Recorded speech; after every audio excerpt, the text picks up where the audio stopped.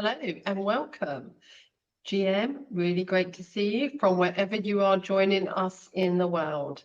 And if you don't see this live, then absolutely welcome and you will enjoy the recording just as much. So to crack on, my name is Alison Alexander, co-founder and CIO here at MetaCampus.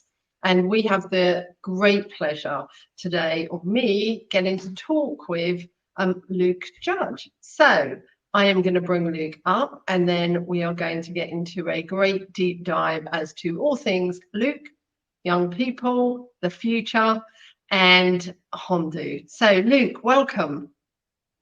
Thank you very much. Hi, Alison. Good to see you. GM, GA, GE, depending on where you are today. Thanks for having me. It's a real pleasure to be here. It's really great, and thank you for bearing with any tech issues. These things always happen. So let me crack on. So I thought today, as our guest, firstly, where in the world are you? Because I know you're in different places often. Where are you joining us from today? That's a great question. Unfortunately, today's answer isn't that interesting. I'm over here in East London, overlooking the Olympic Park, which in Stratford. Which is a really interesting place. The economic development as a result of the Olympics here, is a real success story. So I shouldn't play it down. It is a good area and it's a great story. But I'll give you a little bit more of a flavour to add to your question. Yesterday. I was in Kosovo, in the Balkans. Out of real interest of that region, the history of that region, right the way back to the Ottoman Empire, all the way through to the Yugoslav Empire, and more recently with recent wars with Serbia. So really interesting area. And later this evening, I have a flight out of London to South America. So I'll give you a proper answer to that question, Alison, that you were looking for. And we've lost Alison now. So I'll carry on, and hopefully we'll get Alison back very shortly. Because I don't see Alison currently, but hopefully she's behind the scenes. My name's Luke Judge, for everybody who's watching. There you are, Alison, you're back. Back to you. I was about to do an introduction and give you some time. These things are just sent to challenge us. That is all. That is what I'm going to say. So, firstly, massively. So, whilst you are in the UK, you must also be experiencing the heat wave that we're having on this first week of September. Absolutely. Isn't it strange? We didn't have it. We barely had a day of summer through July and August. And then here we are turning into what is the best month of the year for obvious reasons. It's my birth month. But so is it also the best month for the weather. I'll take that. I was going to say the same too, because it is my birth month as well. So there you go. It's my birthday on Saturday. When is yours? Happy birthday on the 21st. So midweek this year. Too. So okay, so today you're in the UK. Yes. As I know that you are absolutely international, yeah. So, but I thought that we would start with you and Hundo. Now, I'm going to take this on the basis of, imagine people haven't had the luxury of meeting you, looking at the website, engaging with you before. So I'm going to kind of place you in an elevator on ground 0. And we have until ground 50, floor 50. And it's a slow elevator compared to nowadays. Okay.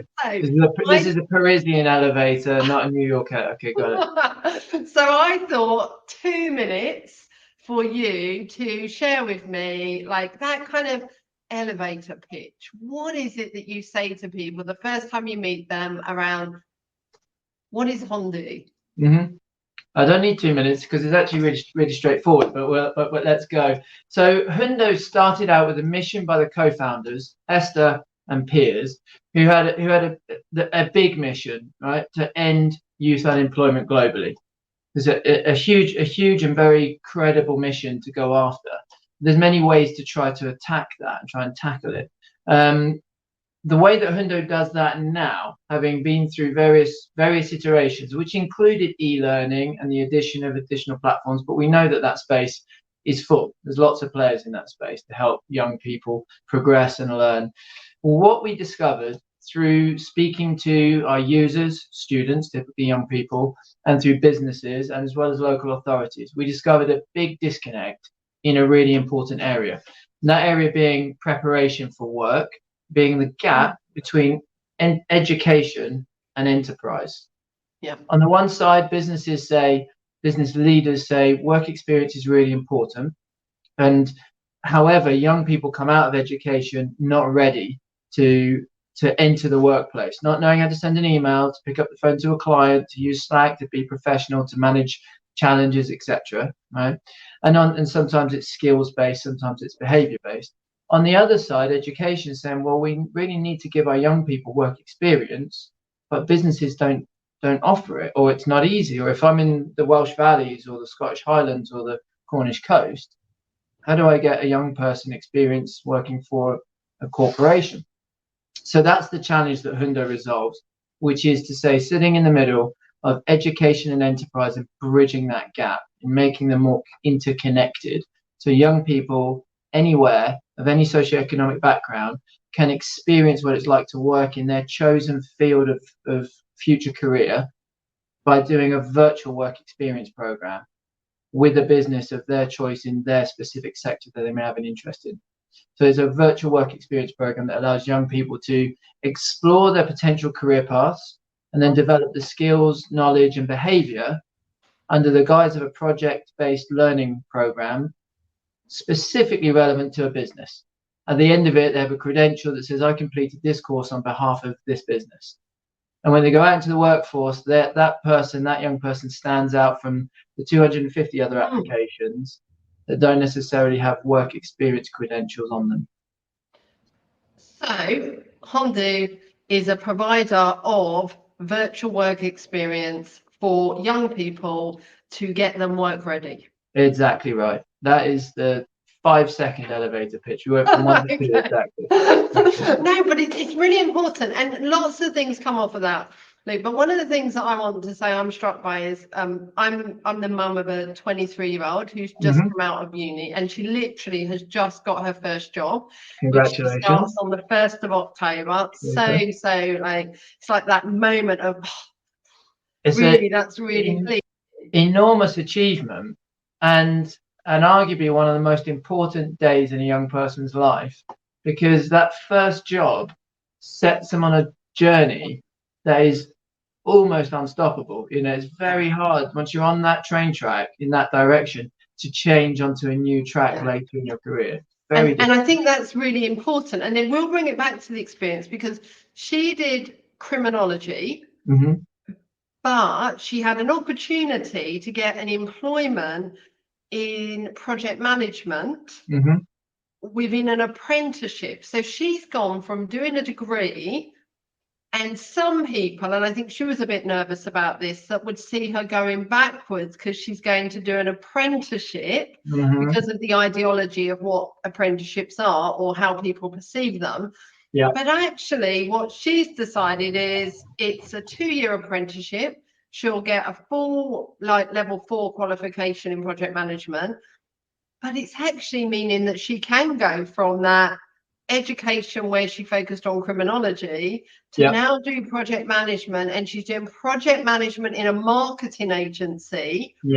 But actually it's 2 things there. It's project management and it's marketing. So hopefully it's starving off that decision for a couple of years, because she can come out of that and go, I've got experience in advertising, marketing and project management, and now I can maybe determine where I want to go. Quite right. And I think really smart choice to do project management, because it's a transferable skill across multiple industries, And funnily enough, I was just having a conversation with someone who's looking for a project manager for their marketing agency. The skills applied in that role can be applied in other businesses, in other sectors. So it's a really smart skill to get. And on that point, she went and did that apprenticeship, which gives her work-based experience, right? And whilst it isn't necessarily recognised by everybody, a recent report I read had 39% of business leaders, or 37-39% of business leaders, rank work experience of an early career worker above academic credentials, and that number's increasing. And I think that's the important bit. But coming back to your point about being equipped, it's really interesting watching someone have to make that transition and the kind of questions they ask, or to be honest, the questions they don't know to ask. I mean, little things like, is it okay to write and inquire about the holidays, and what does that mean, and what does the pension mean? And this company is a big company, and they've sent her this really great blurb, but it's all as if you've come from a position of, you know, what 151 pension means, or you That's know right. what 3 to 2 hybrid working means. Exactly. Who's teaching our young people any of those things? Alison, Because I'll let you into a secret. I'm 41 years old and I still don't know how the pension system works. I'm like from local government, and to be honest, I know how that one works, but all the rest. So when she was asking me, I was like, well, I think it means this. But Yeah. it's that bit of the interaction. How do we teach young people that this is what an employee-employer relationship is like? And Yeah. it's really okay to kind of keep diving in and asking this, but you only get that if you do work experience, and that's Correct. the most important. And I think, yes, my daughter did work experience. I used to be the chief exec of the Royal Borough of Windsor and Maidenhead, so she did work experience in the borough. Okay. But it was probably a slightly different experience for her because of my role and who she was and all of that. But actually, if you don't have that relationship, it's really hard, isn't it? So Really your hard. young people, you're providing young people, and I'm going to say in the UK at this point. Currently, yeah, but we're not limited to the UK. We'll definitely have the going back to the original mission, a global perspective for a global mission. So you're providing, say I'm a young person and I'm going to say I live in a village, or in the outskirts of, and I want to go work in a marketing agency in central London. For me to be able to do that, especially if I come from a low socioeconomic group, I have no ability to do that. And you're making that possible, aren't you? Correct. And you've hit the nail on the head with that use case. You know, I'm a young lad from Cornwall, right? I'm a young lad in Cornwall. This was me. I say, what does Cornwall mean? Today's on an international audience. Yeah, So Cornwall is similar to South Wales. It's a remote and rural location. Right, a long way from the city, a long way from the nearest city, a long way from the nearest marketing agency of record. So, but the story's slightly different, and some people have heard this before. But I grew up in Cornwall, and I wanted to work in a Formula One team, McLaren or Williams at that time. But literally I was in the Land's End. So for those people who are not familiar with British geography, the clue is in the name, Land's End. I was a long way from central London. And so, what did I do? Or more importantly, what does a young person do today if they're not close to a business center or a location where they may want to work for a business in that sector, and they typically don't have access via people who are well connected who work in that sector? So which is a privilege. It's a privilege to know somebody, in this case you, Alison, with your story. Your daughter knew you, who is in a very good position, and you were able to help her into that role. Now, that's still how 80% of work experience is secured for young people. Still how 86%. In the regions, in rural locations, and again, this is a UK stat, but I believe that it will apply in lots of other countries, and maybe even more so, 64% of young people aged 14 to 18, so pre-university, 14 to 18, in 2022 failed to get any work experience at all, because they were either in a rural location without easy access to relevant businesses, or they just didn't have access through their friends and family network to get those secure those work experience opportunities. So 80% is still secured through who you know, not an equal playing field. And that's really important to try to break that mold, because otherwise, whether we have leveling up funding here or different initiatives there, if we don't give access for young people in rural locations as well as city central locations, equal access to work experience to get them started, to discover what they're interested in and actually working in, or not, sometimes is also a good answer. Then we're going to be perpetuating what is the current divisions that exist geographically and societally. So, what Hundo does is really help a young person who is, I'm actually speaking to the father of someone in Cornwall now, whose son wants to work for a media agency and is studying media, created a video, and is really interested in doing virtual work experience for a media agency anywhere in the world. And with Hundo, you can. And that is the most important thing. When you said earlier, leveling up, now I know again that might feel like a British term, but leveling up, I know in the States they use that a lot. How do we really make sure those from lower socioeconomic groups are given the same opportunities? Yeah. And this is, and as you said, so you guys are trying to crack that.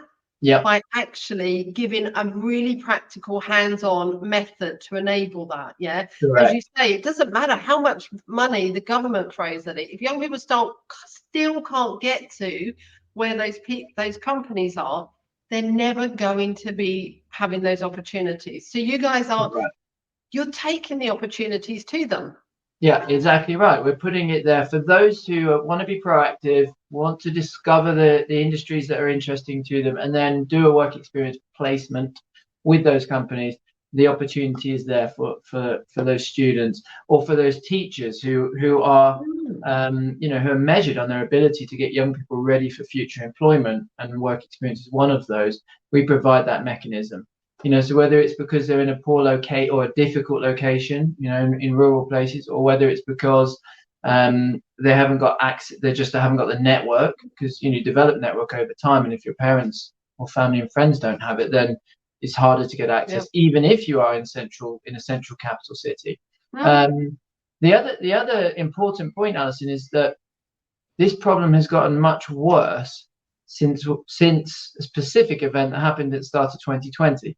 And meaning that where pre-2020, it was the most common modus operandi of most businesses to be Monday to Friday, 9ish to 5ish, everyone in the office. Not in all cases, but, generally speaking.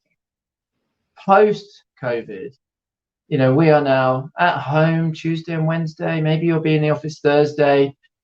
Maybe there's some flexible time between 8 and 10 start and 4 and 6 finish, and this kind of stuff. So the whole flexibility, which is a great thing, I fully support it, but it makes it much harder for somebody to say, yeah, actually, I'll have your young student from school or from your family come and shadow me for a week, because the structure has changed. There is less structure, and therefore it's much more difficult to work out how to provide that, what is a service to that young person, to come in and work for them for a week. And even for the young people, because I happen to know, because obviously I'm in that catchment age, a friend's daughter who is doing her degree, and she did a placement year. Now she did her placement year, and for the first 3 months she worked at home. Now she's never been in employment. She's never been in teams of learning how to function in a team, how to seek out work. And suddenly she was working at home, sitting at a computer every day, doing a work placement. And in a sense, by doing virtual work experience, you're teaching people the soft social skills as well. Correct. To be able to kind of push or ask a question or to probe. Because it's one of the hardest things when you're new in a job, isn't it? How do I raise my hand and ask a question or ask for guidance? So imagine suddenly our younger people are now having to do that at home. Exactly. And there's little things like, how do you know how to react in a meeting with one of these things? What's appropriate or what's not? What's appropriate. One of those things is an emoji, just so in case nobody knows. One of those emojis. Or how to behave in Slack. What is appropriate behavior in Slack? Or lots of subtle things that actually, Alison, in 2020 we were all trying to figure out. We were suddenly all thrown into this situation. There was no handbook for this is how you work from home. This is how you operate on a screen with 35 other people, etc., etc. So now there's a lot more, protocols around it. There are guidebooks and just ways of working that are becoming more established. But it is now the norm. For most meetings that I now have, somebody, if not myself, someone else on that meeting is at home. And it did like shock me, as you say, because I don't think I thought about that. The new hybrid working, this new 3 to 2, as my daughter asked, what is that? Actually, people won't have as many opportunities to offer work experience because they're not in the office themselves. Correct. And therefore that's harder, isn't it? So we've actually curtailed opportunities that Yep. might even have been. So there's at least half as many in-person work experience placements happening today than in 2019. So when you talk to employers, so okay, so they are be employers. So when we, like, obviously this is live, but we'll put it out on LinkedIn, we'll put it out on our YouTube, Twitter, we'll send it over to you and you can extract and send things out. But Yep. so if an employer is listening, so how do you introduce virtual work experience to employers who might not know anything about that? Good question. There's two problems that employers have, and I have been through my career being in leadership positions, hiring young people into roles. My favorite type of hire would be a new starter in a career, commonly called graduates, but I try to avoid saying graduates because some of the best new hires I've made didn't go to university. So, but commonly you would hear CEOs and hiring managers in businesses, and I've said it plenty of times myself, with being honest, I would say education doesn't prepare young people for their first day of work, and we hire someone who's got great knowledge and good character, but we now have to spend 3 to 6 months training them on the skills and the behaviors that are right for the business environment. And when you have a business that's operating on tight margins or growing quickly, you need to operationalize every new hire as fast as you can. So there's one aspect here, which is that work experience, as I said earlier on, 39% of leaders now recognize that work experience they recognize it above academic credentials, because it means that those young people who join those new roles are ready to be effective faster. So that's number one. Right? Would you like your employees to be more effective more quickly? Yes, I would. Great. Okay, good. The other key point is that businesses that are growing actually don't even need to be growing in some sectors, but typically businesses that are growing have a talent shortage. And that's simply a case of filling a pipeline full of potential candidates that are suitable for the jobs. Right now, if you have an opportunity to see more candidates at an earlier stage in their career and their consideration, then you start to resolve that talent shortage by essentially communicating with more young people earlier in their consideration for what they want to do in their careers, influencing them positively in the direction of your sector and your business, and then encouraging them to do your work experience program. And then what that gives you is a great overview of where the pockets of talent really exist. If you're a media agency that is looking specifically for somebody with Unity development skills to build VR experiences or a metaverse, you might find that there's a pocket of talent in Hull or in Nova Scotia or in Indiana, that you wouldn't have otherwise found, simply because there's a professor or a teacher in those regions that have a passion for training young people on that. So that's the sell, really, as well as the third one, which is of course a very heartfelt one, which is that all businesses want to have a positive social impact, and this is a great way of so-called giving back. Yeah, so that's how we often see it. Like, so we talk about the social impact of MetaCampus, and as you say, so we're small, and sometimes it's harder for small companies to say, right now we're going to offer work experience. We had one young person who joined us, and that propelled them into a permanent job in another company because they had the opportunities, but they did that. But what we do now is that because of what you've said around, are people prepared, and the gap between the skills people have and the skills of the future, and we'll come to that in a sec. That's what we offer now, that we give grants or free licenses to our training program, especially to discuss all those topics you just raised, the metaverse, Web3. How do we help the younger people understand that? I mean, well, some of them understand it. So what we say is, how do we help, like, the kind of older age, the early 20s? How do we really help them understand this new changing world, or how to apply their skills? Because what we find, some might be excellent at Unity or any of those coding elements, But how do they apply that into this new Web3? And I use that term vaguely as an umbrella for everything in the new digital society. But what's your thought about how employers are feeling about the different skills that they need for the future? Well, I think of a number of buckets, right? We talk about skills, knowledge, and behaviors. Yeah. And arguably education is great for knowledge. It fills you full of knowledge, and that's wonderful. In certain educational settings and with certain outcomes, it gives you great opportunity for developing behaviors like collaboration and communication. Arguably not enough of that certainly in some countries. But we do really focus on skills and behaviors, specific skills that are fit for the 21st century and beyond. So these are skills, as you mentioned, skills that are relevant in the blockchain. We call them frontier technologies. There's kind of three areas, if you like, that we're really focusing our virtual work experience programs on.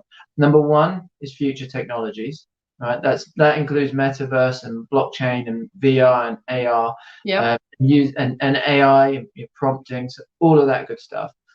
And we're seeing so much growth. I mean, I refer to this space, in a similar way to people who talk about the fear and greed index of Bitcoin. This frontier technology space is creating such rapid change that we've never seen before, that it quite rightly is at a level of maximum fear and maximum opportunity at the same time. There's two handles on that dial and they're both maxed out. Yeah, no, that's true, actually. And that's often a fear factor, isn't it? Because actually the kind of real fear about it does stop people taking that kind of jump. But I often feel this is a great time for young people to really help those people with that fear factor. That's right. Yeah. Understand it. Yeah, exactly. So that's the first one, frontier technologies, and you either embrace it or you will be left behind. So we're really trying to encourage and enable young people to embrace those new technologies, where actually those who are later in their career are not. So for example, I'll give you a really interesting, very different example in this space. If you think about being a mechanic of today, most mechanics wake up today, put their overalls on, lay on their back, get greasy, get mucky, and change spark plugs. Right? Traditional mechanics. We're going back to your Formula One experience here, aren't we? Exactly. This is a really clear, kind of stark illustration, a very clear illustration. That's what most mechanics do.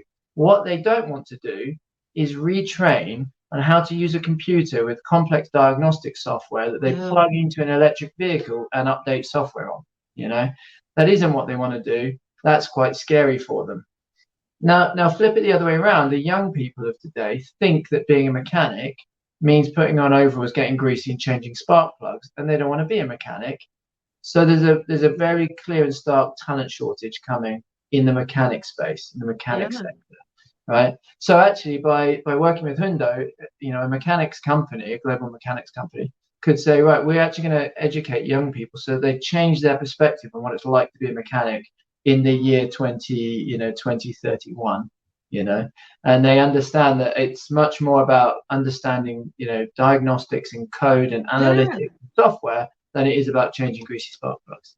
That is, I had never thought about that, but that's so important, isn't it? There's probably a number of jobs where the kind of image you're going to get from watching movies or parents talking about them, where you're thinking, actually, they're not the things I want to do. I actually enjoy what I do here on my computer. And so we really need to help people be re-educated about what those new jobs are, what those current jobs are going to look like in this new digital society. Exactly. And so some jobs are transforming because of technology, and some jobs will be entirely new.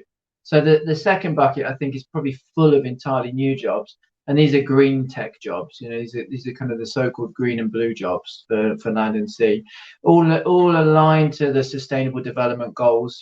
Where the UN is putting a lot of focus on the SDGs. There's obviously going to be a lot of economic opportunity for young people and jobs, therefore, in that space. So working with companies like One Tree Planted, for example, we will provide opportunity to young people to find their way into the green space, which is really interesting. And then the third is entrepreneurship, which is so these are the three buckets. And entrepreneurship, you'll find that in the first two buckets as well. But this is for those young people who say, look, I see this on TikTok and I see that on YouTube, and I like the idea of drop shipping or doing something else, which we know a little bit overinflated in terms of the expectations they build as a viable business, but it seeds the idea of entrepreneurship. And what we can do by giving work experience with startups, for example, is show them what actual real entrepreneurship looks like, and and give them a flavor of it and see whether it really is for them or whether they may choose a different path. And I do want to jump onto that, but before, just in case anyone's listening and wondering what the SDG was, so Sustainable Development Goals, at the UN. So, and they're really important for, I think, all companies. I mean, obviously within the UN, that everyone's looking at how their work actually contributes to them. And I think that's, again, really important, because I think, I don't want to say our young people are more conscious around these areas, but they do hold those areas really important. They've got values about whether it's the green issue or whether it's the elimination of poverty. They want to do all of these things. Correct. But I love the focus that you have on entrepreneurship, because I think you only have to watch TikTok, and we are using that as an example, and you think everyone's an entrepreneur and everyone can earn six-figure salaries just by doing some posts. And I imagine young people nowadays, they do one or two and think, well, why haven't I got the traction? And then you watch it, and then they've got more and more rules as to how to do it. But for me, for people to really understand what those skills are and what that means, I think that's so important. And to really sense whether it truly is for them. Because starting your business, there's not much harder things in life than starting your first business and having to figure out all of these different aspects.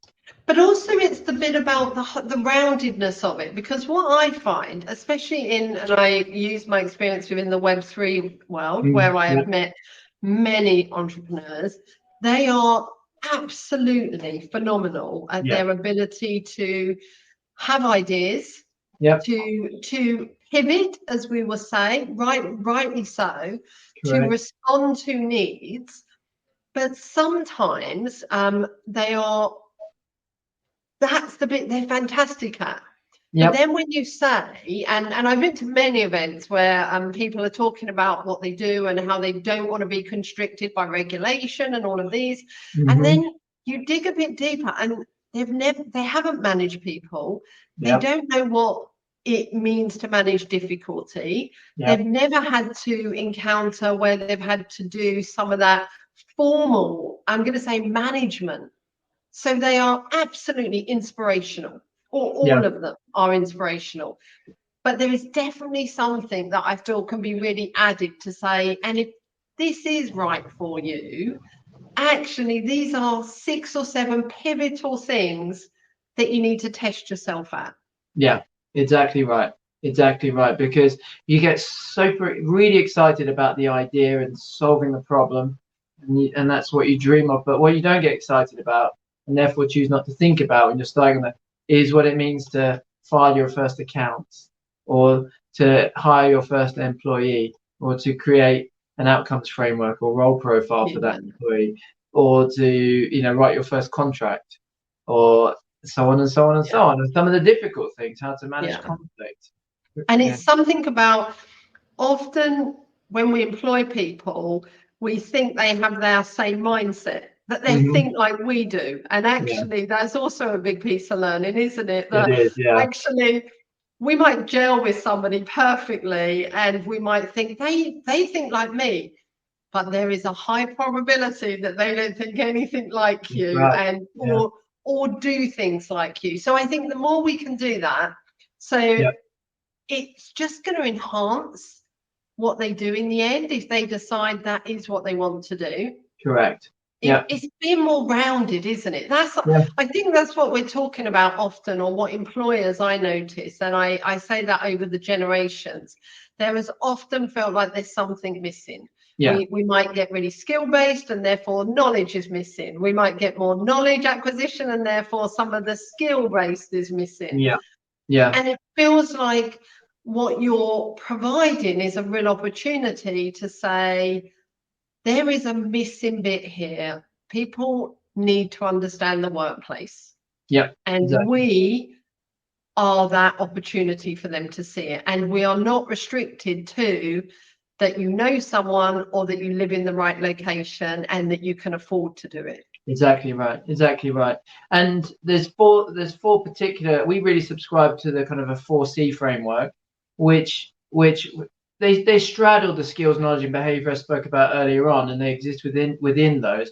But it's critical thinking, or I prefer considered thinking, so considered thinking, because it's very easy to try to rush through things in 10 seconds. That's what the kind of social media of today trains our brain on. But actually considered thinking takes time, and reasoned thinking. So considered thinking, creative problem solving is the second one, and that's and again, that's thinking about, okay, there's the problem, what are the different ways to solve it? So considered thinking, creative problem solving, communication, and collaboration.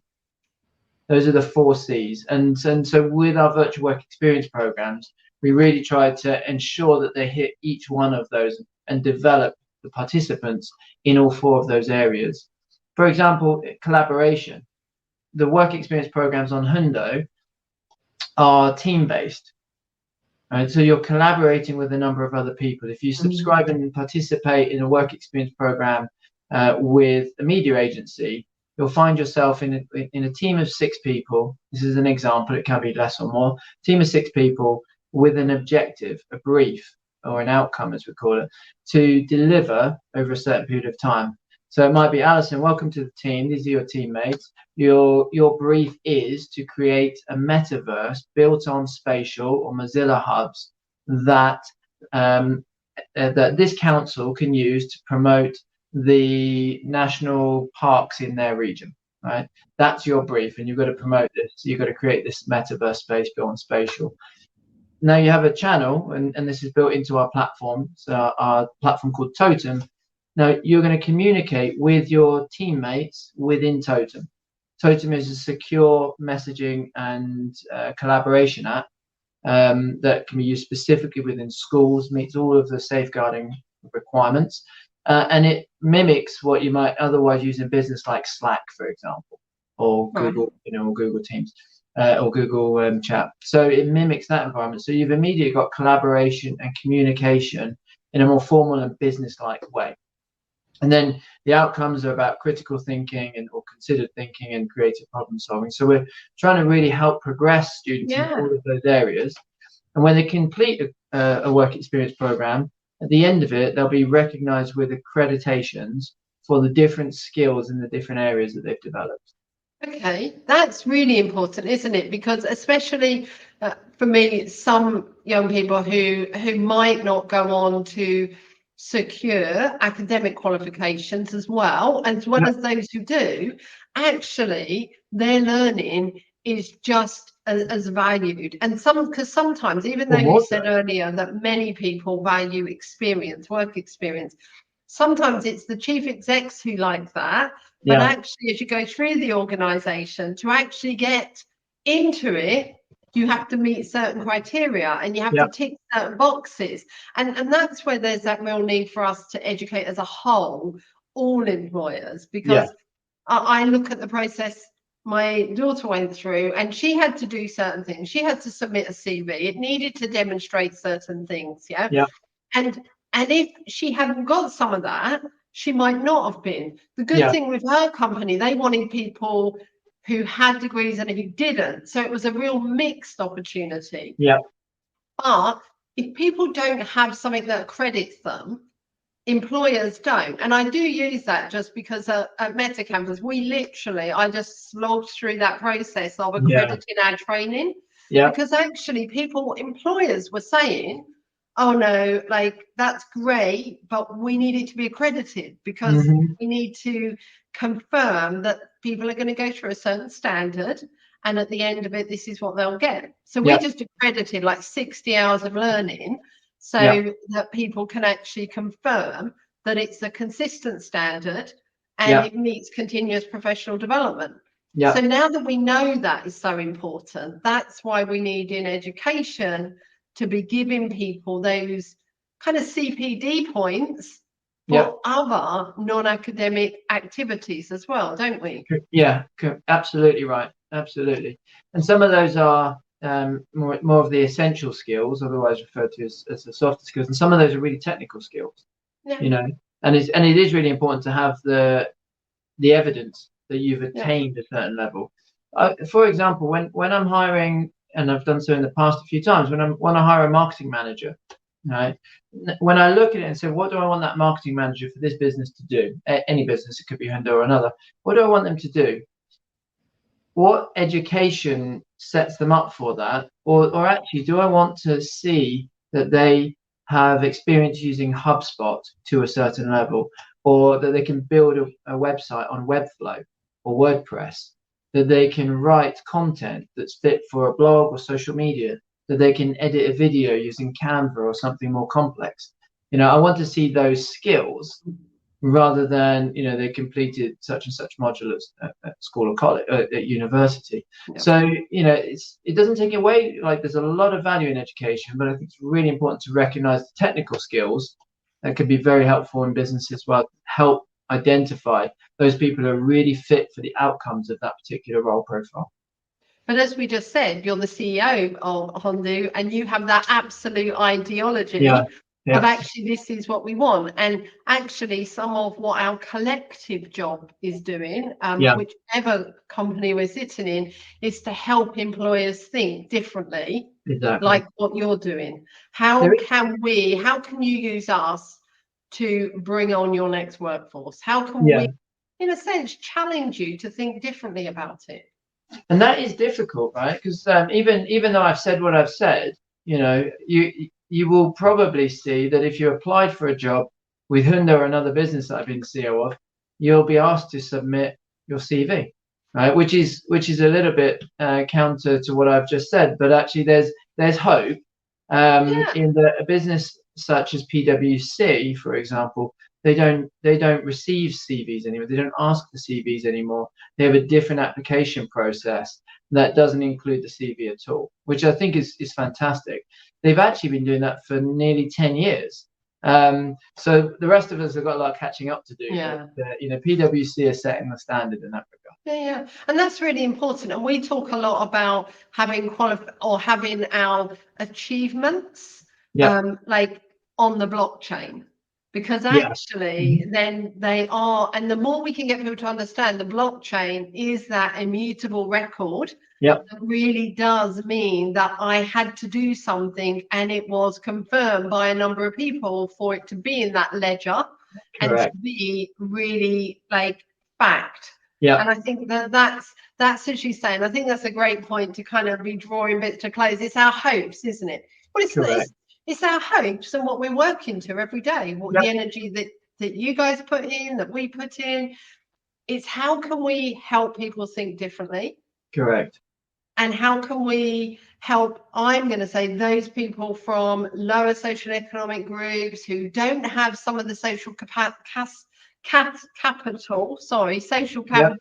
that others might have. How can we help them get to the same position? Because I want everyone to thrive, and I feel we need to give some dedicated attention to those that might not naturally do that. Quite right. Yeah, exactly. Let's open more doors for them. Exactly. So if an employer is listening to this, how can they get in touch with you? Thank you very much. They can find me on LinkedIn, most likely, or Luke at hundo.xyz, or on X, formerly known as Twitter, at handle Luke Judge. I managed to snag that one early doors.